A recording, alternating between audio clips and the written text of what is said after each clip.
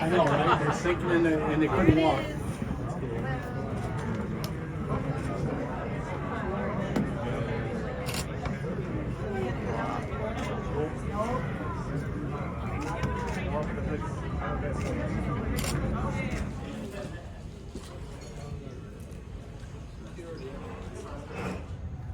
Alright.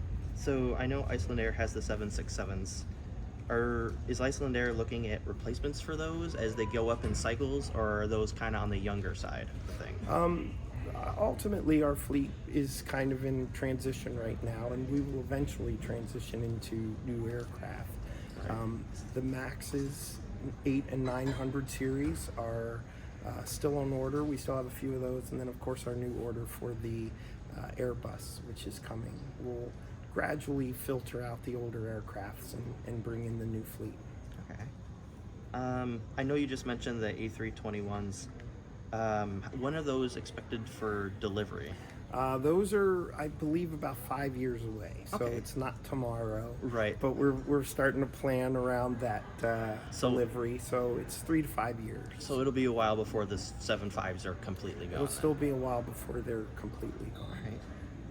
You have Maxes already. Why did you decide to do the A321 versus ordering more 737 Max? Well, we have more Maxes on order still, but the 321 XLR particularly will give us a longer range and kind of diversify our network. It'll give us the ability to fly a little bit further destinations, and we're kind of planning on the opportunities that we're going to have around that to broaden our destinations. I know with the new liveries, especially on the forward of the tails, they have different colors. What do those colors represent? The colors were kind of representative initially of Northern Lights. So there's the green and the blue and the pink. So it's kind of built around the colors of Iceland and Northern Lights.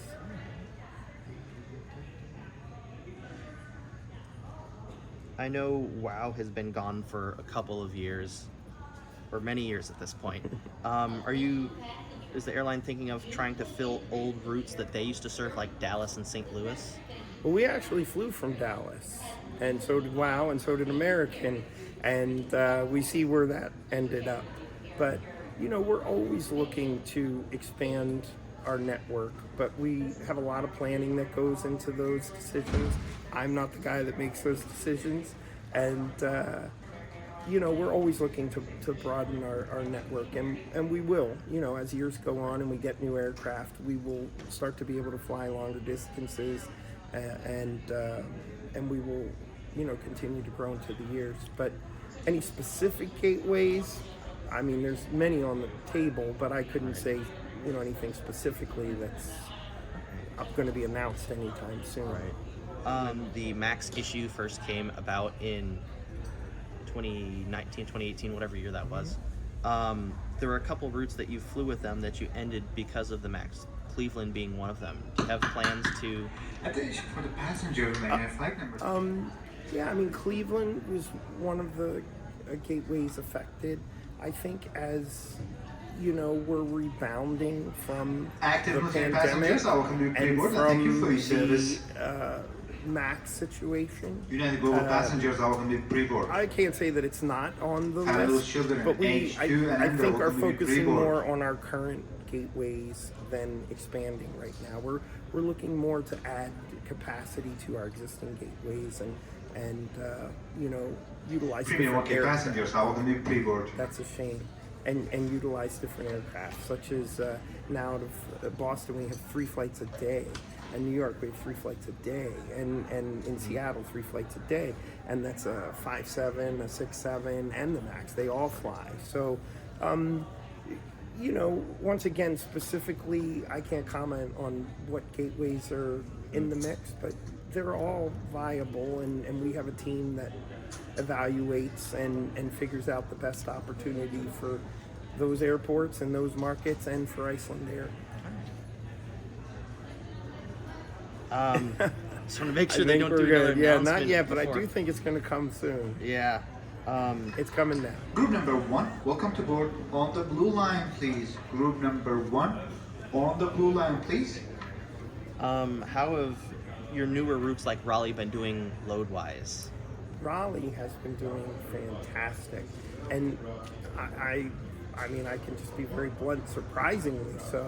Once again, the team that investigates and figures out the routes, were expecting that. But personally, I was quite surprised how well it's doing. It's doing fantastic, so much so that we earlier this year announced from seasonal service to year-round. So now we're flying year-round from Raleigh.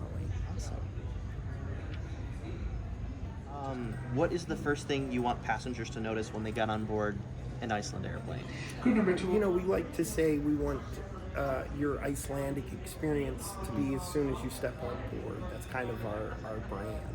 And, you know, all of the sayings on the back of the seats and the entertainment in the entertainment center and the food and, you know, the brand really shines Icelandair, and Icelandair really is Iceland. And we try to incorporate that in everything we do. And so we hope that when you first step on board, everything from the uniforms, the flight attendants are very formal and traditional. It's kind of an old school feeling in that sense. It's not, you know, joking or lighthearted. They're very graceful and Group number 3, accommodating. welcome to board on the green line, please. Group number 3, welcome to board on the green line, please. Maybe it wasn't the best. Perfect timing. So yeah, so basically we want passengers to have their Icelandic experience start as soon as they step on. And I've never been to Iceland or on Icelandair, Well, you're so gonna I look experience forward it. to experience that You're gonna let tonight. us know. I can't wait to see your review. With carriers like Norse or French Bee, those low-cost airlines from Europe to the U.S., do you see that as a threat to the stopover program? No, because they're a different product. I mean, Icelandair has never been a cheap airline. We've always considered ourselves a value airline. So, you know, we're very competitive in price, but we offer a little bit higher standard than maybe a cheap airline would. And our prices usually include more amenities than a low-cost carrier. Do you see more people traveling on Icelandair as going to Iceland as a final destination, or is it more people using the stopover program? A little bit of everything. I mean, there's a cross mix, and the major passengers are going beyond Iceland. I mean, because, you know, people forget that Icelandair, although it's Iceland, also flies all over Europe. So, but there is a growing interest in Iceland. I mean, you know, I've been with Icelandair 23 years. 23 years ago, people thought Iceland was far and remote and cold, and they thought Icelandair was an air conditioning company. I mean, now people are aware of who we are and where Iceland is, and the beauty and the nature and the volcanoes and the films that are made there and the television shows. So there's a more awareness of Iceland, and I think that's drawing more of a to Iceland market. It's been growing. But and then of course the stopover, which we encourage for all travelers. But it's a healthy balance. Group number 4, welcome to board. Over. That's what I'm saying.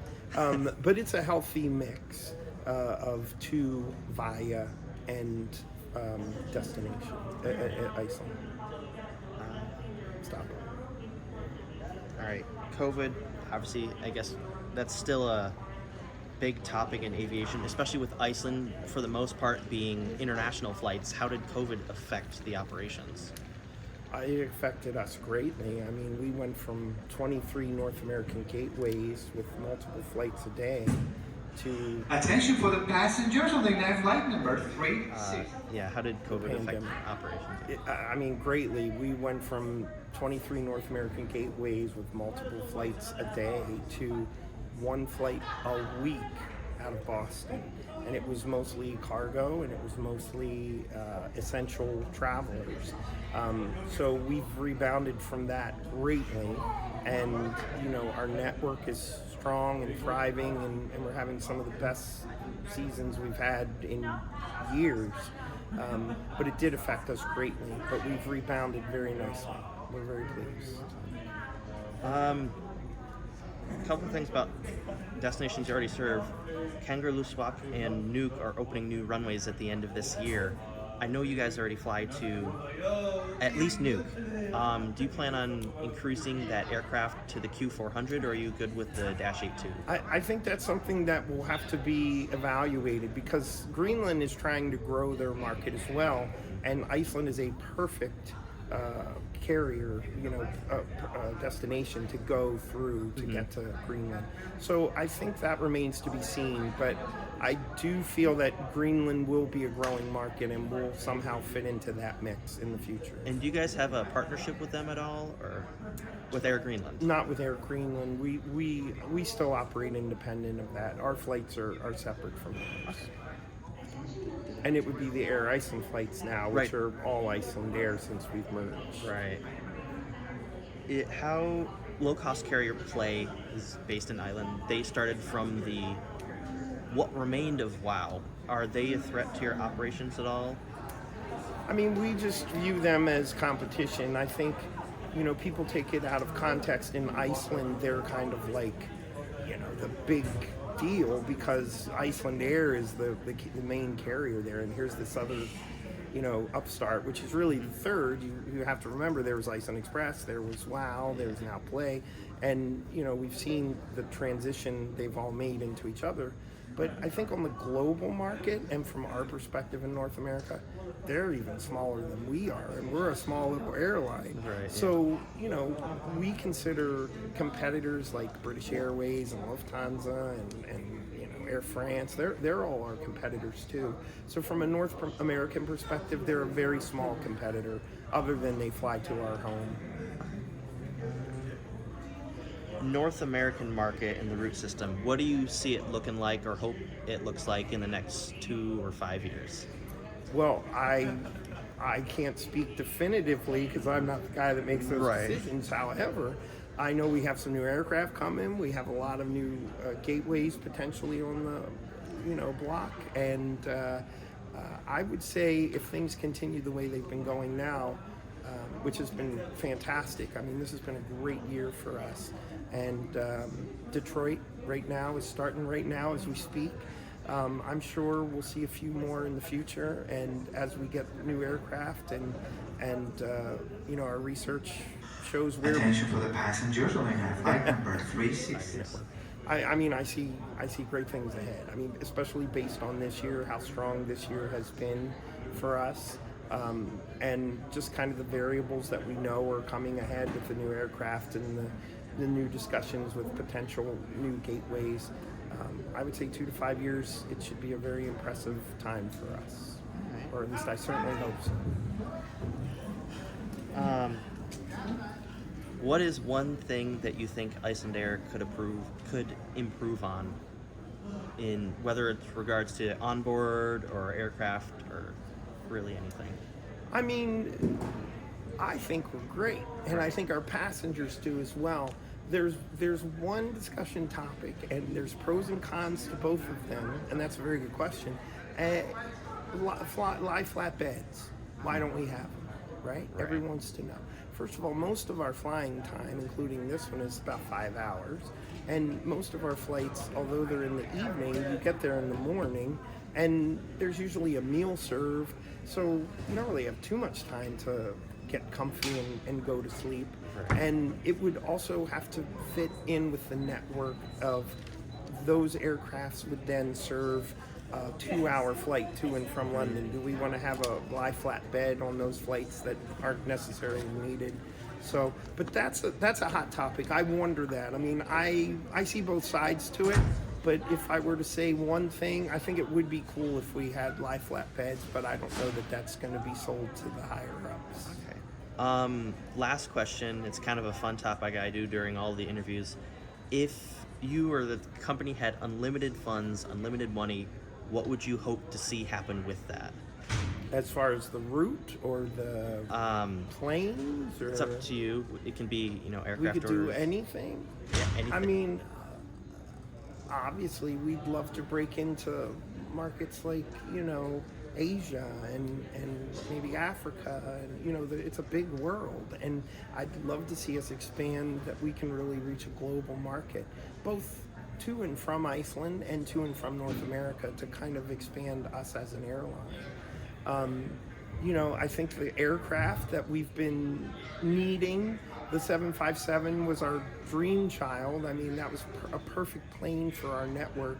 And if they still made them, we'd still be buying them. And our friends at Boeing know that. So, maybe broaden our horizons on different aircraft, but we're starting to kind of do that. So I think we're already headed in that direction. That's all the questions I have. Thank you for talking. Thank you. Thanks for speaking with us. Good to talk with you. Yay, we did it. Oh, I can't leave my book.